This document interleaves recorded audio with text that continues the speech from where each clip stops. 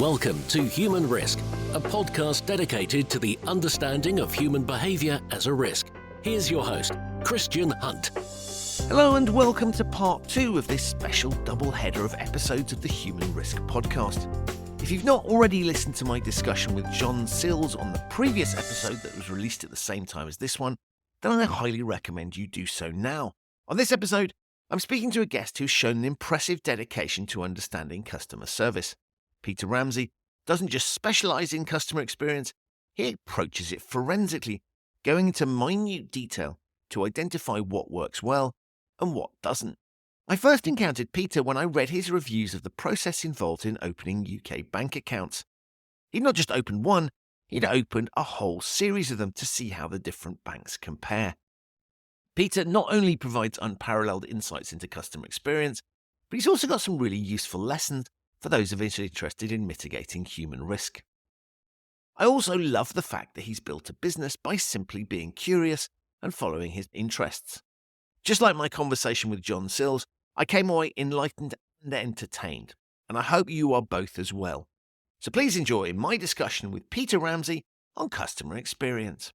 Peter, welcome to the Human Risk podcast. Thanks for having me. Pleasure to be on. It's great to have you here. And look, before we get into talking about what you do, can you tell my listeners a little bit about yourself? Sure, yeah. So I am a founder who has spent, I'd say, about 12 years, so almost all of my adult life since uni, working in, startups. After exiting my first startup, I accidentally became a UX consultant, which is a true accident. It was just something I was really passionate about. And now I'm the founder of, it's a company called Built for Mars, which is a combination of a resource for people to learn from, as well as a UX consultancy and a design studio. A mouthful. Wow. And I got to start by saying that, the way I came across you was, I think it was on Twitter, and you had published something and you were doing a review of, put it very simply, right, what it's like to open bank accounts. So the process you go through as a customer to open bank accounts in the UK. And what I thought was incredible was that you weren't just kind of going, well, I tried to open an account, right? This one's a 6 out of 10. That one's a 4 out of 10. That was a bit difficult. Is you literally went through in infinitesimal detail what it involved. So the exact steps that you had to go through to open that account. And I just thought, this is amazing because it was really, really useful and fascinating. And you got to a level of detail that I recognize it when it goes wrong, but it never occurs to me when it's going right. And so I was just really excited to see that someone had that much dedication and commitment to something that is time consuming and effortful and everything else. And since then, I've been a massive fan of all the things you do. So I'm delighted that you're here. But can you tell us a little bit, what prompted you to you've talked about your background, but what prompted you to start this kind of mission of exploring what customer experiences are like and sharing that with people? Yeah, sure. So I guess to go back, so I was running a fintech at the time. And so I was spending, I spent 7 years, obsessing over UX and product. And that's partly because that was the bit I could do. I wasn't a developer, so I couldn't code. I actually wasn't a designer, so I couldn't design. I don't actually draw or, mock things up in that sense. So my job was to look at stuff that other people were doing and work out sensible and practical steps of what we could do better. And so after that company, when I didn't have another idea to jump into, I literally was just asked by people I knew who ran companies to help with their product, because they were like, you spend a lot of time thinking about product, can you just look at this? And then I was bored, and I decided, and honestly, I was bored in Acosta as well, because I was like, what I did is every day I said, I'm going to come up with a business idea every day, and one of them will not be terrible, and I can do it. Right. I gave up because they were all so terrible. And in the end, I was like, that piece of work I just did for a company, which was like highlighting bits of their website that I'd changed. I made a very small one for Rightmove, weirdly, although it could have been anyone, and sent it to a friend. And I was like, hey, you might find this funny. It's like looking at Rightmove and how bad their site is, because they were into property as well. And they replied like, this is actually really interesting. Like, I can't believe you think about the website in that detail. So I was like, oh, well, if you think that, then I might as well publish them for other people. And then I think it was like, 1 reader, 5 readers, 6 readers. Like for a long time, no one cared.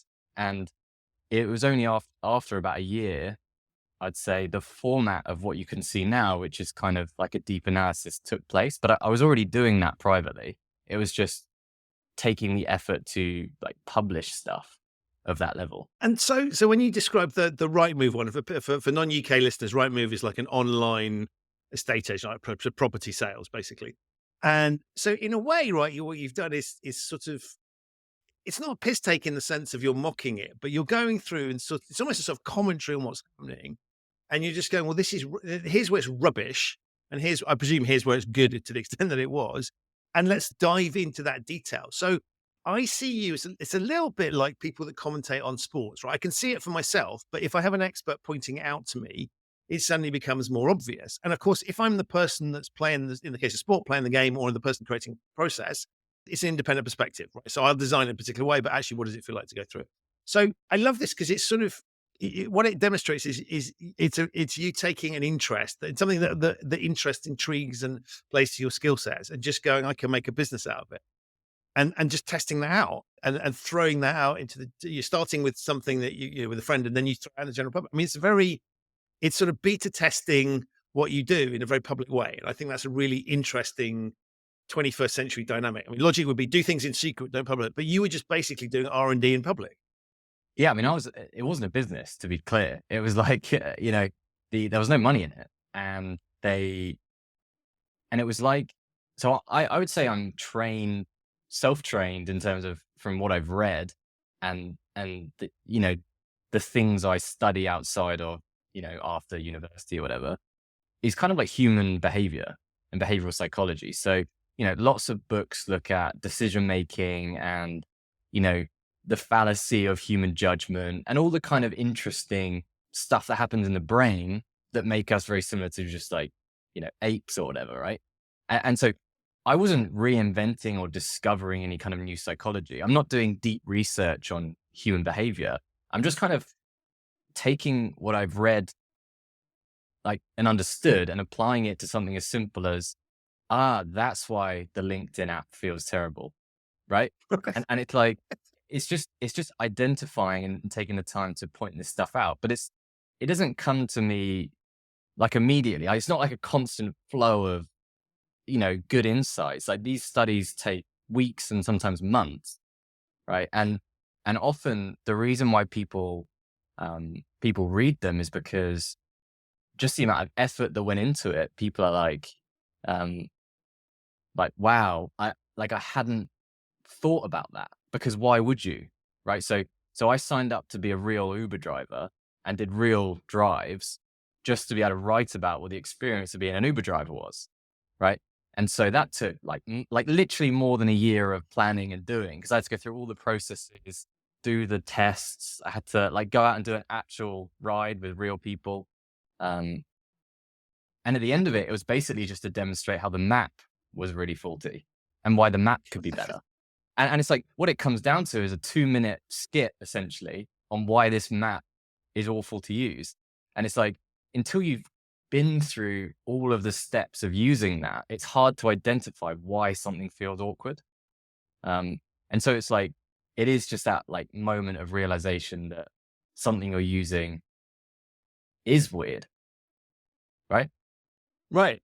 And I love that, because it's sort of, it reminds me of kind of the effort that people go into for I don't know, sort of hidden camera tricks or something, right? There's a ton of, you get to sit, or like a stunt, or just something that looks relatively straightforward and simple, small output, massive amounts of input, but really, really kind of impactful.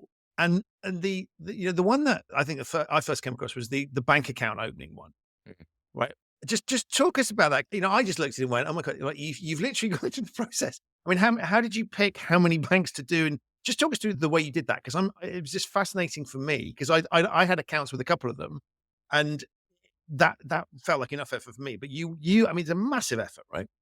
It was huge. Yeah. It was such a, that took about 6 months of real time work, right? And I didn't make a penny from it. I do consulting, and that gave me popularity and kind of some presence, which you could say created work. But at the time, it was just to publish this report, which essentially was, you know, a friend of mine called Ray said to me, have you used the Santander app recently? Because it is terrible. And I was like, yeah, actually, that's weird. And what happened is I realized it fit in this criteria of a product that everyone uses. Like everyone has a bad bank account that they used at the time. Many people had tried a challenger bank that was better, but not many people had realized either how much better it was or why it was better. It just kind of felt better. And it was almost like magical. You know, I remember using Monzo for the first time back when it was called Mondo.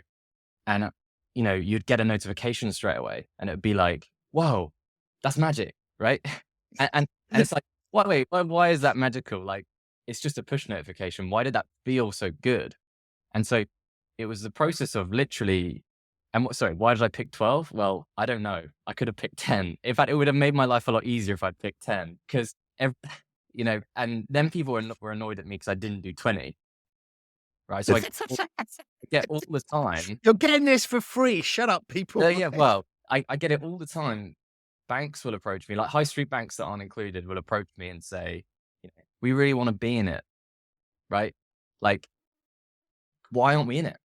And I'm like, I honestly don't know. I picked 12. Like I just went through and I said, you know, let's pick some of the challenges. Let's pick some of the high street ones. Let's get a range of like good and bad. So Co-op Bank was in there, which is like the worst by a considerable margin. You know, I'm not even sure that they're operating as a bank, right? That's one thing. And then you have up to the kind of Monzos and Revoluts and Starlings.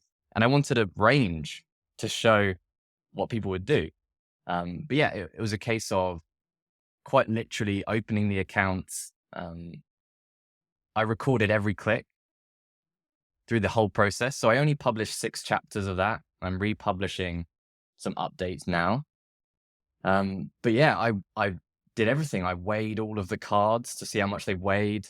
I tracked every click, all the time it took to go between every page. Because at the time, I didn't know what would be useful, right? And so I was like, you know, embodying a journalist who's just investigating everything. And I was like, at the end of this, I'm going to make something good. And then 6 months into the process, it was like 2 nights before I released it, I said to Ray, who I still talk to you now, I was like, this is bad. Like, this is not going to go well. This has been such a waste of my time. And I even said to him, I was like, look, I'm not going to release it because I think it's like just going to annoy a bunch of people and it's going to look terrible for me because I spent half a year working on this project that I'm going to release and people are going to be like, oh, that's what you're doing with your life. You were opening bank accounts. Right? But no, it caught on. People seemed to like it. But it was as manual, if not more manual than you'd imagine. Right, and it's interesting when you say I didn't, because obviously you don't know what you're looking for, right? And so you're how do you start to get benchmarks for how many clicks it takes? You've got to start recording those, and obviously you've got to plan that beforehand, which is precision operation. And it was, I don't know, it's just the way you talk about it. It's kind of like you're not quite sure, but there's a gut feeling that this is a sensible thing to do, and then you've still got that doubt right at the 11th hour. Yeah. So what sustain? I mean, is it just a natural sense of curiosity that sustained this? Because I could sort of go, okay, I'll do, you know, a few times it's kind of interesting, I guess, and then I would give up at some point. I was go, oh God, I can't. This is too much. Were you just like on some level loving it, or just curious? Like what sustained? Because it's not. This isn't just a sort of walking. To pick a sort of a silly example, right? Walking to KFC versus McDonald's, order some food, see how quickly that'll good. One off done. You're going through a process. You're waiting for them to approve and do various things. So there's a lot of time spent that's out of your control. You know you can't race through this, and that's part of the attempt of it. You're waiting for them to send you stuff. You're waiting for them to approve. So there's a lot of sort of theoretical downtime. What sustained the interest in doing it? Yeah, I was also trying to get myself blocked for fraud so I could get the experience of calling them and unblocking my accounts. I was doing the most stuff I could possibly think of doing to look dodgy. And, you know, that never made it actually in the article because most of them didn't block me because whatever, I wasn't fraudulent. So good job then. But, you know, there's a lot of stuff that didn't make it. You know, was it a pleasure project, yeah, totally. At that point, like I wasn't making money from Built for Mars at all at that point. I'd just come off like an acquisition of my company. I had no, in my head, I was like, I'm just going to retire now and do stuff I enjoy. And this is something I really enjoyed. Um, Now I continue to do it because I'm building something here. So now it's like, I do mostly consulting. I work with like literally some of the best product teams in the world. I then get to run experiments on like literally billions of users. And then I get to take what I've learned from some major fintech company and apply that to a product that and probably have like a kind of meh opinion of, like the McDonald's app or something. And I can be like, this is why it's really annoying when the breakfast menu closes early, right? And people are like, that is annoying. Yeah. So it's like they both help each other. But yeah, those 6 months were just, that wasn't actually I don't even think that's the longest one. Like some of them, there's a whole bunch of them that I started and never published because like one company got in the way. Like I got quite far on in the process of doing a study on like fitness equipment, right? So like Peloton, Apple Fitness, there's a bunch of others. And in the 9th hour, one of the companies like basically pulled out, and it got a bit messy with like what I was doing. And then, it basically came down to, well, I'll publish this at some point, but like now's not the point. So yeah, I put a whole load of effort in stuff that's never made it. But I think that's probably normal, right? For content creators to work. Yeah, Yeah. but I think it's interesting because it's R&D and marketing in one, right? So you're trying things out and experimenting, seeing what works, and you're learning how to do it. And so what you're doing now was informed by all of the things that you've done before. And the bit that I find really interesting is that you've turned that experimentation into a marketing piece, right? You put that out there, and so I think that's a really interesting 21st century logic, because historically you would say be in stealth mode until such time as you're ready to announce them. And so you weren't in stealth mode in terms of you're not sort of tweeting every day going, still waiting for Starling to send me the card or whatever, right? You're finishing the exercise, but you're popping that out there as a marketing tool. And I think that's a really interesting dynamic that you wouldn't have seen in the past, right? It defies conventional logic. And yet when you look at the journey you've been on, makes perfect sense. Yeah. Yeah, Annette, you're right. And to be clear, like, because I guess my statement of the Peloton example is kind of misleading. Like none of the companies know I'm working on them until I announce it publicly.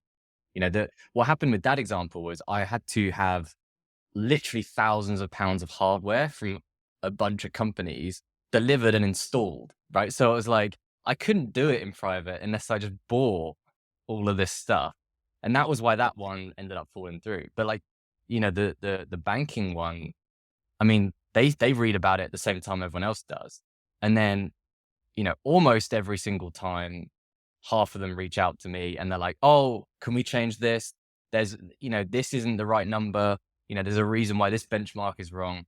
And I've had to change on 2 occasions. I have to change based on, a mistake that I made or something that I hadn't noticed. But like the vast majority of the time it comes out and then there's like a panic mode, right? Where everyone's like, that's not how much we charge. We charge 2p less, whatever. And I'm like, yeah, but the FX rate, the thing,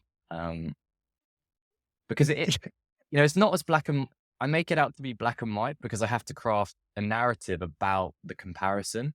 But something like an FX rate, that changes every second, right? So in that moment, it's like there is some kind of variance that, if they were able to argue I was, meaningfully wrong, I would definitely change it. Right. But I try and make that clear in the articles. Similar to the Uber one, right? Like there are different versions of the app. There are different, you've got Android and iOS. I'll often just do one or the other. And so like, as Built for Mars gains popularity and, it is growing pretty quickly, these companies now almost always reach out when I do like an individual study on them. And normally pretty good. They're normally pretty happy actually. But yeah. And I mean, it struck me this still exists as a concept, but it's mystery shopping basically. Yeah. But you're going through, and the things you've talked about is all sorts of onboarding type processes. But it's taking that same logic of, okay, in theory, this is what we think happens, and let's find out, right? And so I think it's interesting when you get pulled up on certain things because it's unless you have made a mistake, right? It's your experience, and it kind of doesn't matter that you may have picked the app that was slightly slower than the other one, and you did it on a day when I don't know something. There was some very good reason why it was slightly crappier than normal. But that's the equivalent of like if I go shopping and it's raining or there's a train strike or something, to pick a random example, right? Is that's the experience I've had on that particular day. So it's a snapshot of a genuine customer experience. And to your point is, yeah, and I love this idea of sort of, you can't tell them, right? Because when you tell them you're doing this, and particularly now you couldn't tell them, right? Because then it would be like, VIP customer lane for this one. And Yeah. it would be defeating the whole purpose of the exercise. But it's taking that logic of mystery shopping that organizations often do themselves, or even like consumer reviews. I mean, there's magazines in the UK like Which that do this thing. You're taking that into the 21st century, and there's that. I guess all of your work presumably has that digital component, right? Logically, because most businesses are now digital. It's very hard to find an analog only business. But is it right to say your focus area is sort of things that have a digital component? Yeah, I mean, mostly. I mean, the example that I kind of think we should talk about is the one that we chatted about like before about Yeah, let's do it. Let's do it. That's a good point. COVID Yeah, that doesn't have a digital component. Good point. Yeah. Yeah. Go for it. But the vast majority are digital. So yeah, I was approached where actually to add a bit of context this timeline, right? So I started the bank study before COVID, right? And so while doing the bank study, COVID kind of hit and blew up. And so I was having to deal with, benchmarking things like customer service at a time that was like unheard of for peak customer service problems.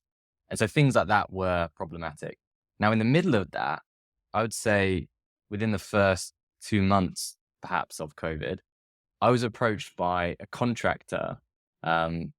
Just for clarity, I'm not sure if this is the government, if this was a third party, who that was, but to help redesign the at-home lateral flow tests. And this was version 1, right? So the problem they came to me with is people are spitting in the vials, right? And so the vial that you're supposed to comes with a small liquid. You have a cotton bud, you put it in the back of your throat, in the nose, put it in the liquid, shake it up, send it off, right? So they were saying the vials were coming in. And there were 2 problems. One is they were spitting in the wrong vial because they had 2 vials back then. They had the one with the liquid and you had to pour the liquid into another vial with your thing. I'm not sure why. This was like super early. And then people were spitting in it and it was making the results invalid. And so the instructions were really clear.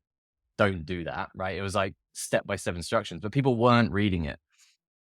And I think what they had, I'm sure I wasn't the only one contacted, but what they had identified is this is a behavioral problem. People are being too lazy to read the instructions. They are probably in a really heightened sense of panic, right? So, COVID, I think I might have COVID. I'm taking a test for the first time. Am I doing this right? And so they're probably like not thinking clearly. They're rushing. And then ultimately they were sending this off and the tests were useless. So, I had to design like essentially add friction into the process, right? Which is to compare it to a digital product. Often you add friction into a process if you want the user to slow down. And so if I was an investing app, right, and I wanted a user to not panic sell something, right, because I felt like that was a bad behavior and that would lead to them, frankly, churning off the app, right? You may have something to make them pause and think about, is this normal behavior for a stock? What is the risk associated? Have you thought about X, Y, and Z? And so friction isn't always something just to be removed. It can be used to slow people down. And in this case, it was being used to slow people down to not spit in the vial. And so, it is that is like the exception. The vast majority are digital. But again, like my Uber Eats example, which was public, i.e. not paid for, everything you can read hasn't been paid for or sponsored. Part of my criticism there was, physically, when you're looking at your phone in the office, right, the map works fine some of the time. The problem is when it is like balanced on a scooter and you're driving in the rain and you're trying to accept a second order, right? And so when the designers and the testers are using the app in the kind of digital sphere, i.e. like a test environment, it works fine. Now you take that, you add rain on someone's fingertip, it's impossible. And so, yeah, the physical and digital, manifestation of an experience, I guess, is also what I do, but it is mostly digital. The COVID one, I'm intrigued by, because when you look at, it's a great story, and I don't think I got round to using those tests until later on. So for the first version of it I saw, let's just assume it had your design. It felt, I don't think I screwed it up anyway, put it that way. But it's interesting, isn't it? Because there you've got something, and you said you're not a designer, so you're literally just going through the steps and thinking, solely identifying what is going wrong and why that might be happening. And then you pass that findings back for them to design something to get around them. Yeah. And at one point there was an app version of this. So there was an accompanying app, right? And you would use the app. I think the app got binned off. You would use the app to like track your your test. The app showed you the instructions. So it was like, take the thing out of take the bud out of the packet next, right? Like dip it in the thing next, which I think in principle is a sensible decision. Yep. Someone had thought, okay, we're going to lay every step out, make it super clear for them. So this is almost like an IKEA instruction manual, right? Right. Or Lego, something like that, right? Yeah. And in principle, very sensible. In practice, what happened is people were being patronized by the steps, right? And so take the thing out of the packet next. Are you holding it upright? Next. Okay, next. I'm just going to do it, right? Because people felt patronized by being asked all these small steps. And so, the vast majority of onboarding that you see on the internet or notices with an X, you just click off, right? That is just what most people do. Hey, we're going to teach you about nope. And then people use it and they go, oh, this is hard, right? And if the developers were sat over your shoulder, they would go, well, yeah, but you just skipped the help. You've just skipped the tutorial. Like, why do you do that? And that's a part of human behavior that product teams just like always trip up on, is no one is going to read your onboarding. So you have to make the product actually usable when they decide to skip it. And it was the same with this app was, okay, download. That's it. The piece of paper said download an app, and then you downloaded the app, and then it took you through step by step, literally everything you had to do. And it was too much. People were just getting it, doing it, sticking it in, because it almost seemed too simple to need to download an app. Right? So it's like, hey, download this Sainsbury's app so you know how to accept your order at home. People would just think, well, no, I'm just going to open the door and let the shopping guy deliver the shopping to me, right? And then you open the door and they're like, oh, I haven't downloaded the app. How do you know which bags to pick up first? You're like, I'll just take all the bags, right? And so like, I'll do what I normally do, right? Right. And so it's too simple. And so anyway, long story short, I don't know what was implemented. I know there was a bunch of variations, and the newer version, or at least the one that, I used a year ago, had lots of smaller, subtle touches. Like in the box of the lateral flow test, there was a hole so you could hold up the vial, right? Which still no one ever used, because you just hold it or lean it against something, right? Yeah. Didn't need the hole, So like, so it still wasn't perfect, but I think it got better. But I love that. Okay, so that brings us neatly. So as you're saying, most things you're involved with is the digital process, and so I guess, that in a way you've got some obvious things to document there, right? So digital process will involve clicking as a simple example, and then often there's sort of some form of authentication process. So you've got natural things you can look towards. How is it you think about when you're sort of working out how to scope something? Is it you try one and just see what happens, or have you now got sort of more of a methodology to go, okay, these are the sorts of things that I know I'm going to have to note down? Or are you still noting down far more than you actually end up needing? That is a good question. I mean, I wish I had like a process. So typically I publish like one case study a month. A case study takes me about a week, right? And so typically, typically it's a case of me trying to work out a combination of what is popular right now and people will be interested in, and also what is like known enough to be. It's easy to find faults in bad products, right? There's a reason I haven't done a breakdown of Microsoft Teams. It's because the UX is horrendous. No, honestly. And so it's very, like, if I was to do, here's a case study on Teams, you'd go, I don't need to read it, right? Right. Like, there's a bunch of stuff wrong with it. Actually, Teams got a lot better. That was more relevant 6 months ago. But the point is, I don't pick on startups. I'm not looking for companies to criticize. It's more a case of what would be impressive to people for them to suddenly have that thin veneer of like perfection removed. And so, the number of times I've tried to do a case study on Airbnb is horrendous, but an Airbnb is awesome. And it's like, that's the other thing. If they're too good, very hard for me to make a good case study that people walk away and think they learned stuff from. Right. Unless I just talk positively about the company, but actually, from my experience in the data of like the readership, people like a combination of laugh out loud mistakes and then learning some stuff that is relevant to them. But it kind of is a process of like as an example, I was using the Tesco checkout. So again, non-UK listeners, just like, supermarket.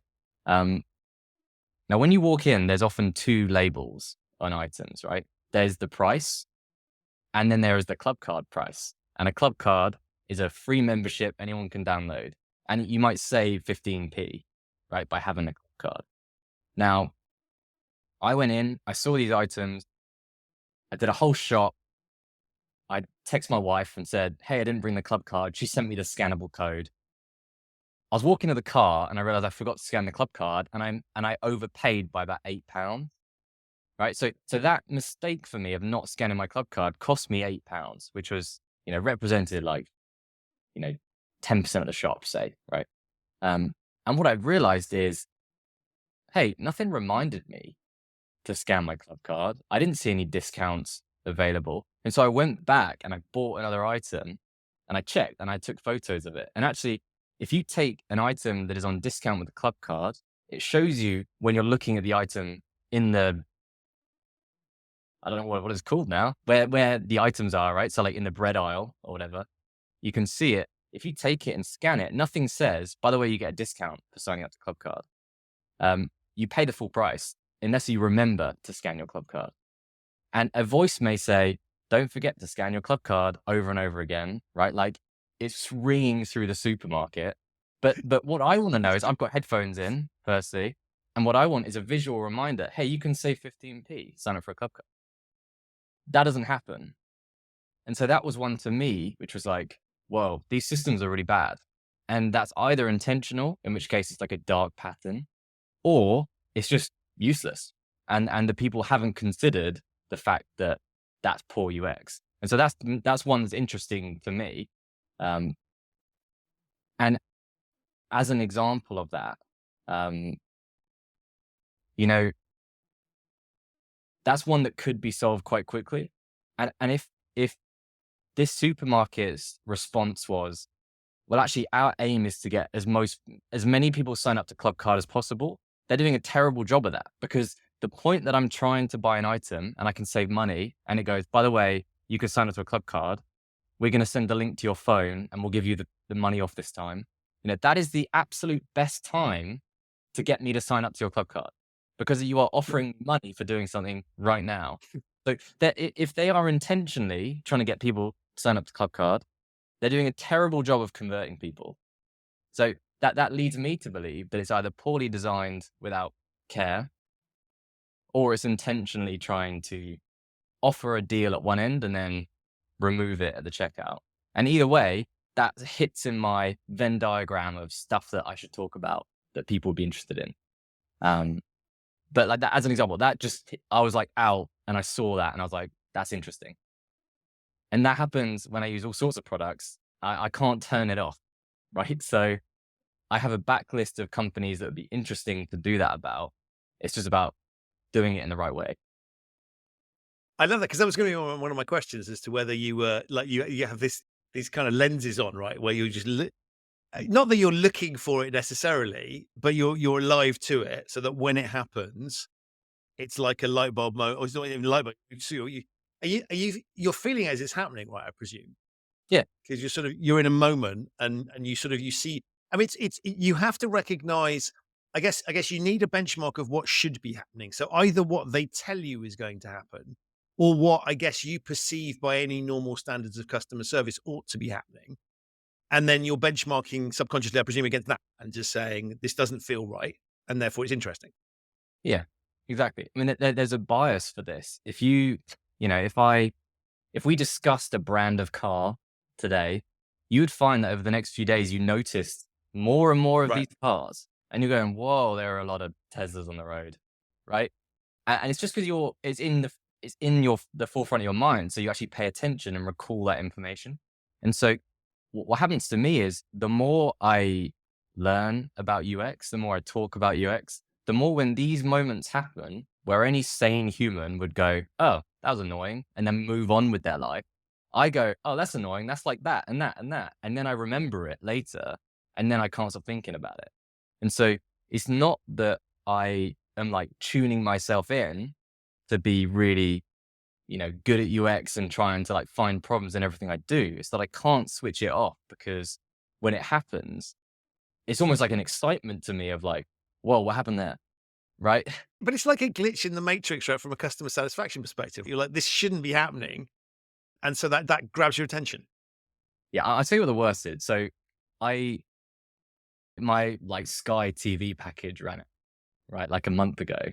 And so I called them up to try and get a deal, do the whole negotiation. I'm going to leave, you know, Yeah, right. The charade that you have so to go through to get the best deal, right? that whole fake process. Or I actually did leave and then I rejoined.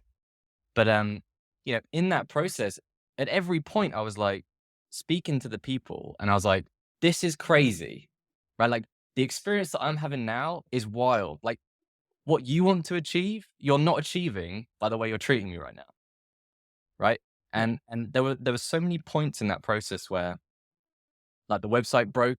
So my package ran out and it said, you have till tomorrow at noon to renew or you'll lose internet connection. So I call back in the morning at 9 a.m. and they go, oh no, it's too late now. I'm like, no, it's not. I've got a text that says noon. Right. And they were like, yeah, the text is wrong. It's too late. And it was too late. They had to like, I had to sign up again to get, anyway, there's like, it was littered with stuff like that where I was like, but your email says, but your website says, my account says I'm paying this much. What do you mean I'm not paying that much? And it was just like, I felt like if I could just get everyone in a room, I could be like, whoa, everyone calm down. What is happening? Like you two, what's going on here? Like you two should talk to each other. Hey, accounts and website team, do you ever speak? Because this doesn't look like you speak. Right. And so that, it just, most people would get annoyed by that. But I was annoyed and I had a solution, right? Which is more frustrating because I'm like, I was telling them what they should do. And I just knew that they were, thank you for your feedback. That's going nowhere. But yeah. And there's a few companies like that. But so there's two elements here, right? There's the standard process, and then there's the human component on top of it. So if I look at a purely digital process where you're not speaking to a human being, then the bank account opening, assuming you're not flagged up on some dodgy register, chances are you won't be interacting with a human being, at least not to your knowledge, right? Someone might be looking at your file, but you're just basically tapping on a screen and then things happen.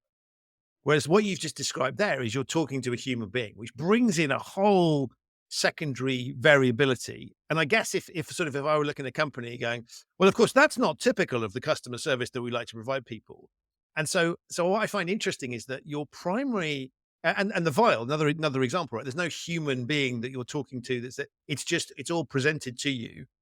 And so there's an interesting thing that says humans, on the one hand, humans are great at smoothing things over, right? And if they're empathetic, they can turn nightmares into positive experiences in the way they're so, or you can have the opposite effect.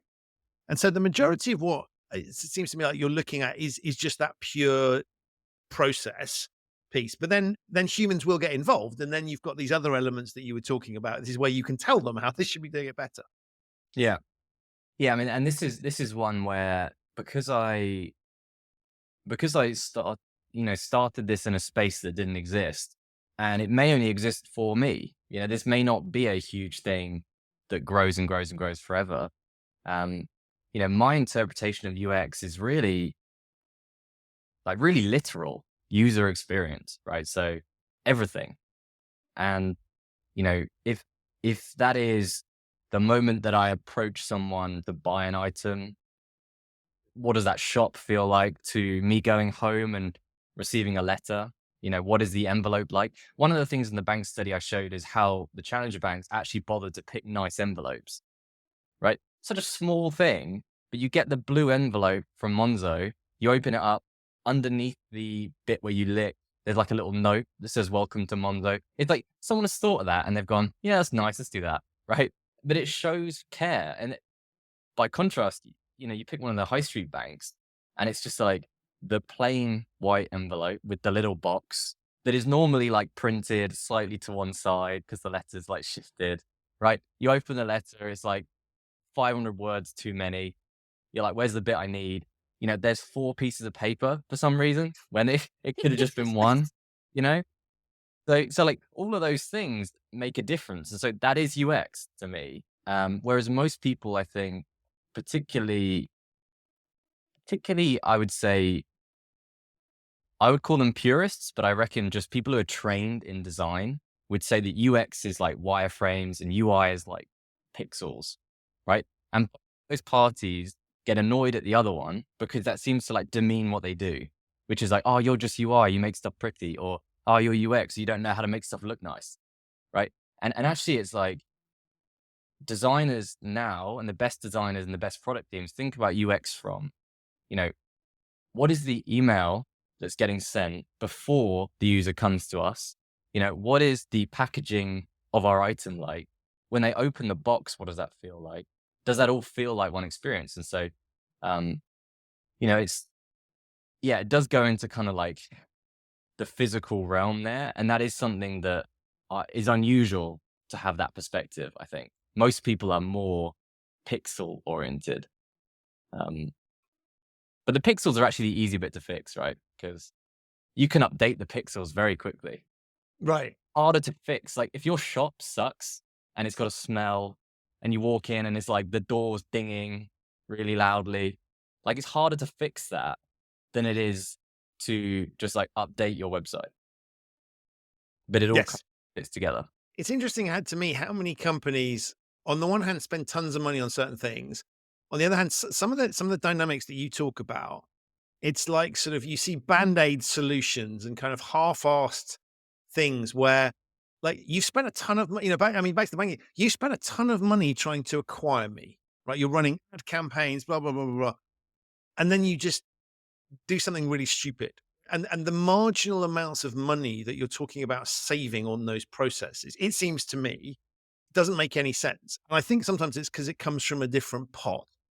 And there's kind of like, well, we can spend money on marketing because that's visible and outside. And then almost like, well, they've signed up, so it doesn't really matter what the envelope looked like. Bugger that, Rob. Just send the damn thing out, get it to them as quickly as we can. But from the customer perspective, it's all part of the same thing. And it always struck me that when you look at the onboarding processes that you're going through, that's really important, right? Because you're at that stage where you're like, okay, I'm starting a business relationship with these people. And if they can't even get that basic intro thing, what's going to happen when there's a problem if you can't even do the basic things right? And so for me, that onboarding process, whether that's in an employment situation or whether that's you're just starting, that's really, really important. That's often neglected. Yeah. That I could now talk for 15 minutes solidly about that question, because that is there's so much there to unpick. I mean, the first thing is, from my experience, so when I published the bank study, some of the banks would reach out to me and be like I had one of the like kind of global exec teams of one of these massive banks call me, and I was like, oh no, this is going to be awful. And he was like, thank you so much, because this is the closest we get to like Undercover CEO, the program. Right. Because Yeah, what yeah. you did is you went and actually took the time to see what the experience was like and not make a deal about the fact you're doing it. Right. And we had someone trained to get feedback and publish it without going to the team, asking them for sponsorship or to sponsor the post or trying to sell them something. Like, I wasn't trying to sell these companies anything. That's the thing. And so, they were very thankful of that. And what I learned through that process, and now having spent 4 years speaking to most of the companies and working in these teams, is that, when the kind of intuition that, well, why didn't a bank just pick a nice envelope? It's not that they're stupid, and it's not that they picked the white envelope. It's that they didn't pick an envelope, right? It's Right. that the decision was, hey, we need an envelope. Can you get an envelope? And they were like, yep, sorted. And that was the decision, right? And or they looked at the envelopes, and someone from accounting went, well, this one is 6.44p per envelope, and the other one's 8.44p. Can we justify 2p? And no one stood to go, wait, hold on. Is it worth the money for them to open it and feel different? And that's the second point. These things are hard to track, right? And so if you go into product building or experience building from a return on investment perspective, you very quickly end up at high street bank level, which is, we are going to do the minimum we have to get the customer and sell them a loan or an overdraft. And we just have to do enough they don't leave, right? That is the most cost efficient way of running this business. Now, what the challengers did is they came in and said, hey, we've got VC funding to lose money for years, and we're going to make something that feels good, and we're going to pour that down a drain, making the user happy, in the hopes that eventually we work out how to make money from this. And that is like totally new to the banking sphere in terms of apps, right? So that's a common way to run businesses, like physically. Like the first Disneyland might have not made money. It might have just been selling something else, whatever. But in terms of like an app and an experience, this was the first time that happened. So you had older companies who had smart people working there. They wanted the best for the user, but the DNA of the place they were working was, cost efficient, and everything had to have a metric, an OKR, right? So everything had to be comparable, and you couldn't just buy more expensive envelopes. That isn't an option. They had an envelope. That was the envelope. And so, part of the learning experience for me, and also what I'm trying to describe to people, is, these are anti-decisions that are made. Like, making something great requires a lot of decision making, and absent of the decision making, you get left with the boring envelope that no one likes. As opposed I to love people making poor decisions. I love that idea of an anti-decision, right? Because it's often, I mean, it plays into sort of, if I look at my human risk piece, right? It's always about, people think about taking risks, making mistakes, getting things wrong, but actually not doing things can be significant. And I think that's interesting that there are decision-making points within organizations that people don't think of as decision-making points, right? It's just doing something, and therefore some optionality that, and it's not to criticize those people, right? Maybe they don't have the bandwidth to think about it. Maybe they're under pressure, but you're right. Is like, if you don't spot that there's a decision to be made, you're going to go with the default. And therefore that's highly likely to be, well, it may not be suboptimal, may not be the best option that's available. Yeah. Like a good example is, if you were a food delivery company, right? And you needed to send the user an email once they have an account. Okay. And the idea of that is two things. One, to check they have a real email address, like it gets delivered, but also just to remind them, like, what you do. Hey, welcome to Deliveroo, whatever, right? Now, the the natural instinct would be, okay, we'll send them an email when they signed up, right? Fine, done. Like, you may not think any more of that. You might be like, let's design email, let's move on to the next problem. Because these companies have loads of problems, and running a startup is really hard. And so there's always another problem to move on to. Now, the issue there is what you're doing is I'm on my phone about to make an order. I sign up to Deliveroo. I've got some food in my basket. Bing. Oh, I've got an email. What's that? Oh, I'm now in my inbox, right? So I'm now distracted. Now I'm reading email. Oh, and I had an email from that person at work that I need to do. I should catch up with them. Oh, maybe I'll just eat at them, right? And so the decision-making process should have been, and what the best companies do is, what is the user doing in that moment? Do we want to distract them? Or should we be letting them get on with the thing they need? And so if I was Deliveroo, I would say, well, when you create an account, we're going to wait 30 minutes, then send you the email, because we're going to distract you when you're doing something else for someone else, right? And so the lack of a decision led to just the default, which is to distract the user. It takes someone to actually make a decision to add a latency to send it later. But that's, I mean, that again, it's one of those, now you point it out, it's blindingly obvious, right? Because the chances of you randomly signing up for a food delivery service and not wanting to order food immediately is fairly limited, right? I don't want, unless you've persuaded me somehow by offering me a thing, but I'm kind of going to, well, I'll do that when I need to order food. So it's really, really obvious, your point, that there's a strong likelihood that large swathes of customers are going to be registering at the point at which they're making their first order. And so that is just a beautiful piece of analysis that, once you shine a light on it, is obvious, but probably isn't when you're designing, as you say, like, you've got a load of other things to worry about. And actually isn't sending people an email what we do in those situations. That's the normal standard procedure. Yeah. It'd be like joining a Zoom call, right? And then getting an email to say everyone's in the call. It'd be like an easy way to distract everybody, right? It's like, what could you do to guarantee that the calls were of lower value than distract everybody immediately?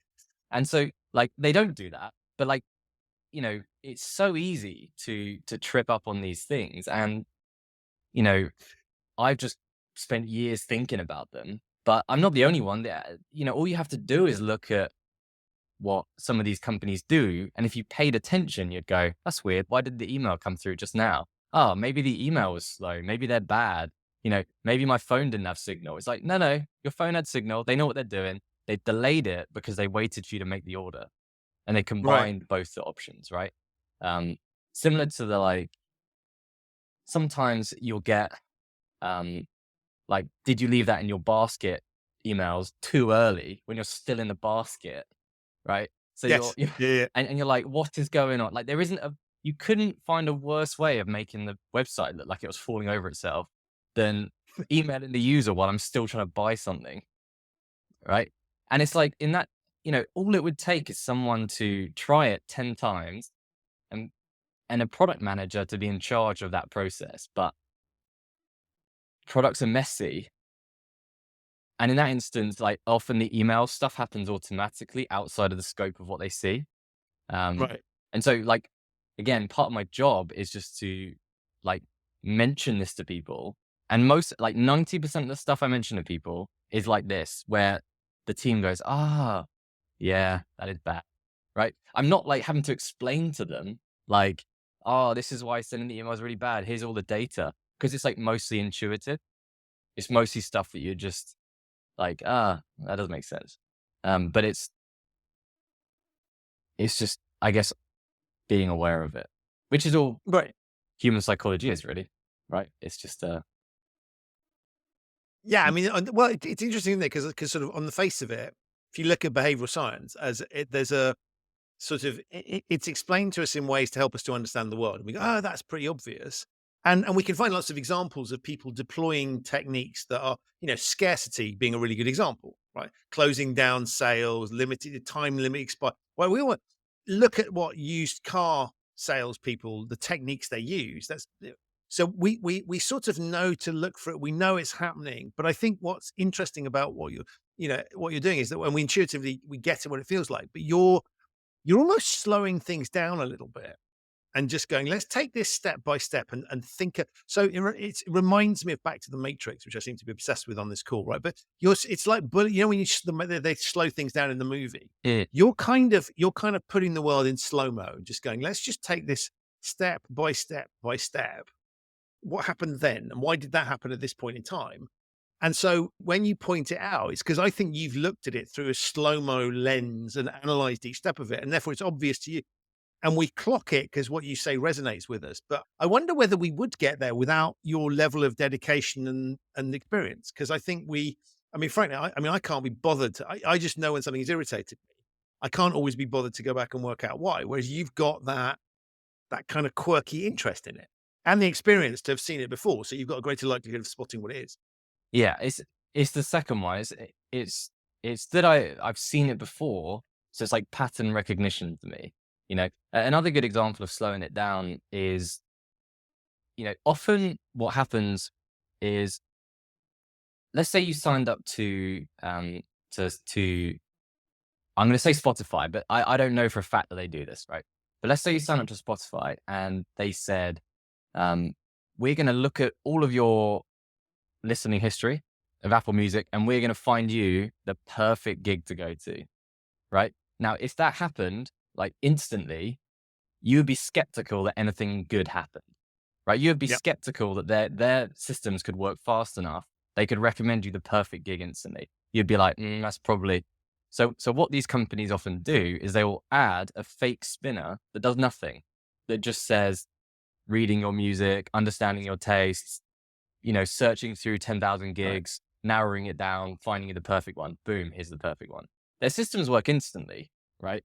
It's just that users are fallible and they want to see that something is happening. And so often products are full of these kind of like UX quirks, like fake spinners and things, just to, like in your instance, slow the user down. In that case, half the time I'm telling the user to speed up and I'm saying this whole thing should be quicker. It's too slow. But it's just about working out what the user in that moment is probably feeling and trying to do. And in the music example, they want to be wowed, right? They want to feel like, oh, I'm so lucky Spotify is using their massive server farm to find me a gig that I couldn't find, right? And that's just like probably not true, but that's what people want to feel. And so part of UX is allowing them to feel what they desire in that moment. And another good example of that, on the flip side, is, so if you've lost your card and you go to a bank and you want to cancel your card, you could put forward an argument that we should let the user cancel their card in as few clicks as possible. Just one page, boom, I want a new card, done, right? But actually, the better experience is to understand, okay, this person is in a heightened state. They're worried about money. They need to know when the new card will arrive. They're not sure what to do in the meantime. And so actually, the better experience is probably to slow the user down at every step and add friction in and be like, I've lost your card. Okay, we've frozen it temporarily while you complete this process. Now, what's the best option for you? Do you want to pick it up in the post? Do you want to collect it in branch? Okay, this is what's going to happen, right? And so people want to be slowed down and have their hand held through that moment rather than the super quick, super efficient, click-oriented process, which is why in all of my studies, when I mention clicks, I only try and talk about it when it's actually relevant, which is only half the time, or even some of the time. A lot of the time, the best experiences have the most clicks, or the most actions. Right. But I mean, all of this comes down to, what does this feel like? Because as you say, I come back to that classic example of the London Underground and the dot matrix indicators that tell you when the next train is coming. That's genius because actually you'll wait for a longer period of time and not freak out. If you know a train is coming and there's reliable information, you don't have to change anything about when the train comes. You just tell people what's happening. And therefore, well, I'll wait. I'm not going to wait 50 minutes, but I might wait 10 minutes if I know for sure it's coming. And you don't have to change anything in reality. And so this idea of human perception it's a very powerful tool. If you can't change reality, change perception. And so to your point, sometimes we need to feel like there's an effort that's gone into it. And sometimes we want to do it a little bit quicker. And so recognizing, back to your point, what moment are people in? What mindset are they in when they're doing this thing?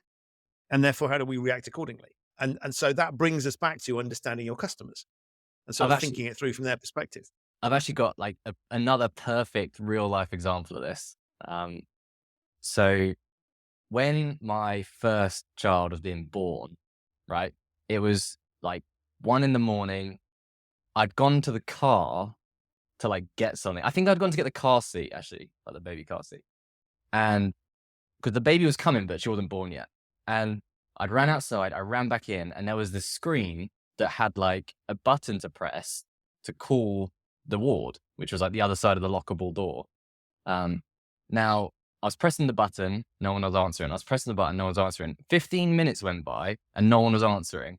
And then someone opened the door who just happened to be walking past and told me, oh yeah, it's the other button, right? And there was like a button underneath. I actually tweeted this. It was crazy. There was a button underneath. So that there was a button. The only button you could see was not the button you press. There was a hidden button which called, and the button I was pressing was to select the ward, not to start the phone call. And selecting the ward Oh rung my God. like brrr, like a phone, but it wasn't calling the ward. You had to press and then press, right? And so I literally nearly missed the birth of my first child because I was stuck with the UX of this like small device.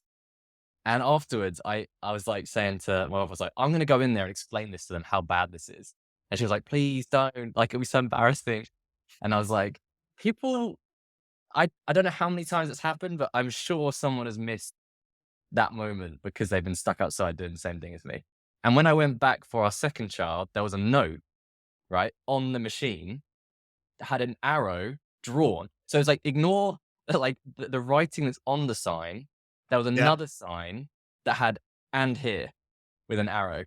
And to me, that was like the person who made that device, right, just didn't do the one thing they had to do, they didn't do, you know? Yeah, yeah, it's literally you have one job to do. But I think but that's always a beautiful kind of heuristic, right? Which is anytime you see a handwritten note and Post-its, a particular, and I'm thinking of office kitchens is always the classic thing, right? The tap that produces the hot water is never designed in a way that makes it easy. So Yeah. someone has helpfully added a note.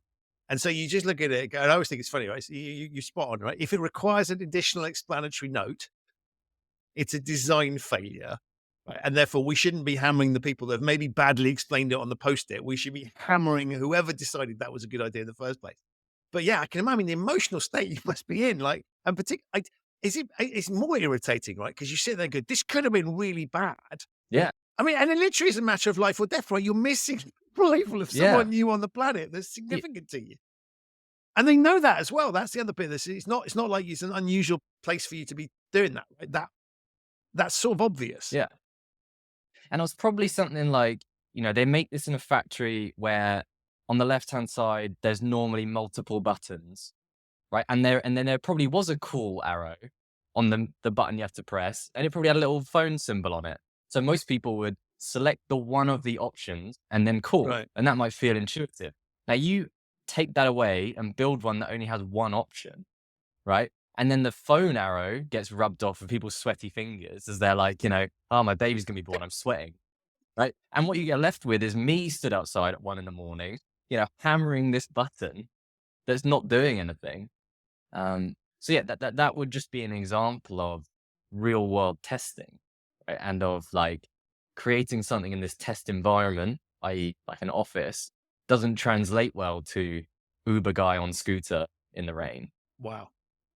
Final question for me, because I could keep talking forever. You got tons of fascinating stories, but we've talked. I guess the Uber example is the closest one we've come to it. But you've talked a lot about the customer experience, but logically, what you do could also be applied to employee experiences and employee processes. And I'm thinking particularly for some of the people listening to the show who are responsible for compliance processes or health and safety processes. Exactly the same logic there, and in many respects, in my experience, there's even less thought put into those, right? Because people, well, they'll just bloody have to do it, right? We think about customer service, but we don't think about employee service or employee experience. And so I think what you're doing could be even more powerful in that concept. I presume that's a space that you also look at. Yeah. So I often do kind of like private systems. I mean, there was the example of the JP Morgan trader who pressed the wrong button and lost them 50 Yep. million. Right. And so like when I saw that, I was like, God, who do I have to call or like wangle an intro to get hold of that system? Because I reckon I'd look at it and go, oh, well, the two buttons are right next to each other. There's not enough space between them. Right. Um, and so, yeah, like private systems, I often get asked to look at, even if they only have, a like, 10 plus employees, you know, how can you make people more efficient? How can you reduce errors? Um, Most of the time, these back-end systems for like mid-size to like growth companies have been built in like an afternoon, and all of the employees are totally aware of the bugs in them, and they're just like learning to use the crutches and know when to refresh, and if it breaks, they just do this and this and this. Um, the sad part of that is there's often not enough resource to fix it, but totally, if you are able to and have capacity to fix these back-end systems, like you can improve efficiency of your, admin staff massively. Because the bit I find amazing is, when you talk about sort of workarounds, and I've worked in loads of offices where it's kind of like something does, and we can start with something like a coffee machine, but the same thing applies to IT systems or whatever, where it's like, oh, you have to press this and then jiggle this and then do that, and then it works. And it's sort of it's almost handed down as like, oh yeah, of course that doesn't work, right? And this is how you solve that problem. But the amount of time that goes into explaining that to people, and when people don't know, the time that they waste doing it, and then when actually there's another problem with the system because there's another bit that's not been well thought out, as you say, right? But the keyboard, I always talk about keyboards as sort of weapons of mass destruction, because if you allow people access to systems, junior staff can cause mayhem, as we've seen. And so I think it's almost like the logic. There is no reason why we shouldn't be focusing on that internally, but it just doesn't seem to happen. And again, I think you're right. I think it's budgets, and it's kind of like, well, it doesn't really matter, right? We should be focusing on our efforts. Customers are all important, true, but it's human beings at the end of the day, and therefore redesigning things internally, I think makes a lot of sense. Yeah. The spillover you see as a consumer is when it's got really bad. And so, we've had twice in the last year, doctor surgery send us letters from someone else, like someone else's history and someone else's person, right? And that is probably our name was right under their name and they clicked print, or they printed a bunch of them and the person, enveloping them accidentally grabbed one too many pieces of paper, or it's probably a really avoidable and human problem that led to that. Us having hold of someone else's, doctor's note or whatever. But the number of times that must happen internally to a company and there is no spillover because a user doesn't receive a letter. Instead, what happens is a picture gets tagged as being indecent when it's not, or a picture or something that, should have been flagged wasn't. The number of like false positives and, unseen positives, right? So you really don't know how bad it is until you know. And by the time you know, it's normally, it's been going on for too long. So yeah, I mean, if you think about, I always think about like how good the dashboard of the people who sit in like space stations must be, right? Like when the rocket's off and they've got the 7 minutes where they can't contact it because it's landing, right? And they're like watching all the things. And up until that moment, everything has to be in a certain place because presumably, I would hope, things are right, like designed in a way that it's like you look here and then here and then here and then here. You're not like looking around, up, down, left, right at like all the information. It's like structured in a way that you'd use it. And because there's a lot of money on the line and often human life, that is like an incentive that people have to make those good decisions. But, if you're designing, like the dashboard for a local cafe to process orders quickly, it's like, well, if we're 10% slower, no one dies, someone just waits a little bit, right? Or, the new member of staff joining our company, if it takes them an extra hour to read our internal documents, so, right, like it only happens once every, whatever. That winds me up. Right. Yeah. I always think it's unnecessary, right? And yes, good design requires effort, but if you do it right in the first place, the time it takes to unwind these sort of poor decision making and poor design is much, much greater than the time it takes to, design it properly in the first place. But of course, we don't. We see how quickly can you get this thing out, and how cheaply can you produce this particular interface, or so. So let's get that thing done, and then the rest of it is invisible. And I think that's the interesting bit for me about wasted resource and risk, is that we sort of focus on metrics for how quickly and efficiently people can produce the design in the first place. What we don't see is the invisible massive amount of problems it's causing, and time and effort and irritation that if we'd actually spent the time up front wouldn't happen. Yeah. Or how would you? Like often it's impossible to test without doing loads of effort every time. And so like if you're a bed manufacturer, they have that like hammer on a thing that tests, right? You know what I'm talking about? Yeah, exactly. The spring testing thing. What it's, yeah. It tests like what 1,000 sit downs is like, you know, and that's pretty good. Like that is up there with like some of the best user testing you get.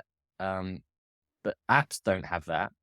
And, like even companies like Uber didn't have that. There's no, no one in their test scenarios going out in the rain, holding their phone, like shouting, like what's it like driving through central London at night when you've got a bunch of people shouting at you from the street and you're trying to deliver something, you're trying to find the address of this random flat you've never been to, right? Like they're not going out in those tests. And even if they did, they'd spend all day doing it. And so for me to find these problems is easier than it is for them to prevent them all. Right. Because I only need to find 1 out of 100, right? And they need to prevent 100 out of 100 for it to be not laughably stupid when stuff goes wrong. And so my job is considerably easier than designing a dream. Like, in fact, when I do design stuff, I have people I send it to and they go, Pete, this is terrible. Have you thought about this? And I'm like, oh, you're right. That was terrible. Right.